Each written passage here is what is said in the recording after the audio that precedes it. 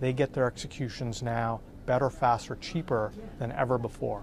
My experiences in financial services and in high-frequency trading told me that wasn't true. So who is right? High-speed trading is a hot topic and a huge moneymaker. Roughly half of all trading is done by high-speed trading firms. So is it a good thing for the markets or a bad thing for society? How does it help? Who gets burned? We decided to start at Citadel, one of the largest market makers and high-speed trading firms in the country. This business appears to be lucrative for Citadel. Its founder and CEO, Kenneth Griffin, made $900 million last year, according to Institutional Investor. Here, in their Chicago offices, they say they execute 14% of all stocks traded in the United States. How? They are not making trading decisions. Those are all made by the computers. Essentially, they pay to see the orders that you make online first and decide whether or not to take the other side of that trade. If the algorithm likes the price, they play ball. If it doesn't, Citadel passes the trade on to an exchange. Get ready to start trading on a streamlined, easy-to-use, web-based platform. Can you promise customers of TD Ameritrade that they're getting the absolute best price? Yes, we will always give the best available price on the market or better. 80% of the time, we give our clients a better price than the national best bidder offer. By law, Citadel must match the best bidder offer in a public exchange, but about a third of equity trades take place outside of public exchanges. Citadel doesn't have to match those. So while the retail trader will get the best price in the market, there's nothing to show that that is an accurate price. David Lauer worked at Citadel, where he was laid off in 2009, and then worked at other trading firms before deciding the practices were flawed. He has testified before Congress on the dangers of high-speed trading. The market exists for two reasons. The first reason is price discovery, and the second is capital formation. That's it. The market is not there to be a casino for math geniuses. The price discovery mechanism breaks down when too much of the incoming orders are executed outside of the normal exchange system.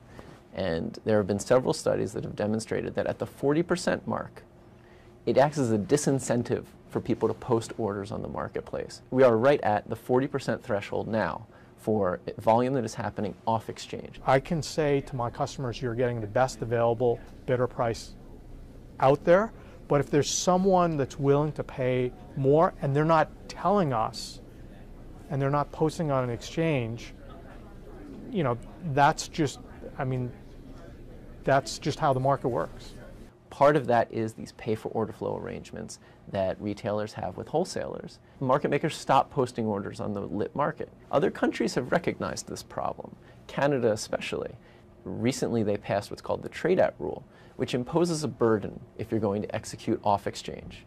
And that has driven dark volume down to around 2 to 3% of the Canadian markets. Now, some will argue that's a bit extreme, and it might be, but 40% is another extreme. And we are doing more harm than good when we're at that level. The major exchanges over the last 10 or 15 years have lost a lot of market share. 80% of all New York Stock Exchange stocks used to be traded on the New York Stock Exchange floor. Now that number is 11%. Unfortunately, the exchanges are reacting to loss of market share by trying to get the regulators to protect their business model. We're not very supportive of that. Citadel also argues they are bringing high-speed trading technology to the masses. I think the automation of the markets has resulted in a much better outcome for average, everyday retail investors. We have state-of-the-art technology and infrastructure and one of the fastest trading systems around. Any retail client order that gets executed through us is trading on a level playing field with the best high-frequency traders out there. You can reap some of the benefits of high-speed trading systems, but it's a very questionable claim. As soon as you've looked at something and clicked, or typed in something and clicked, the benefits don't accrue to you because you've already taken hundreds of milliseconds to take an action, and that's just an eternity in the world of high-frequency trading. When I was sitting on a high-frequency trading desk, and the guy next to me had a PhD in bioinformatics, the guy on the other side had a PhD in climate science from Harvard.